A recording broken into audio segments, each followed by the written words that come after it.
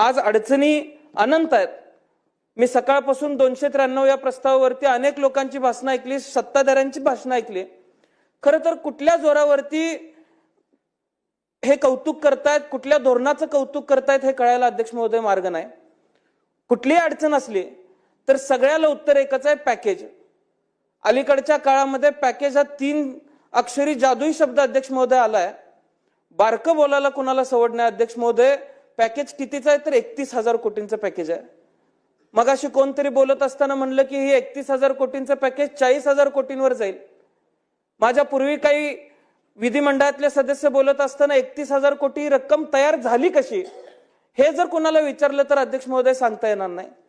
आज प्रत्यक्ष यावरती जर अभ्यास केला अध्यक्ष महोदय तर 6,500 कोटी ही प्रत्यक्ष रक्कम शेतकऱ्यापर्यंत जाईल।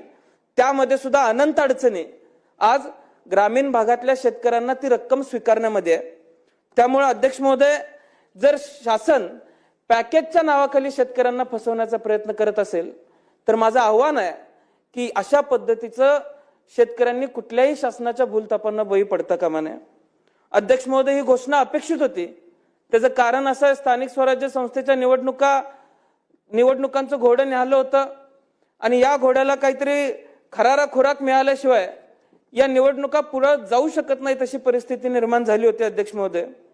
पण हे पॅकेज डिक्लेअर केल्यानंतर अध्यक्ष महोदय, सत्ताधारी पक्षाचे काही मंत्री असतील, मी दिलगिरी व्यक्त करतो, पण पेपरात आलेली ही कात्रणं आहेत की लोकांना कर्जमाफीचा नाद लागलाय असं शासनातल्या एका मंत्र्यांनी सांगितलं।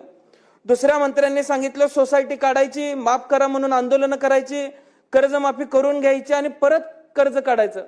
अध्यक्ष महोदय, आपण मंत्रीपदाची शपथ घेतली म्हणून गोरगरीब माणसाची चेष्टा करायचा अधिकार आपल्याला मिळतो, असं मंत्रीपद मिळालं म्हणून कुठल्याही घटनेत लिहिलेलं असं अध्यक्ष महोदय मला वाटत नाही।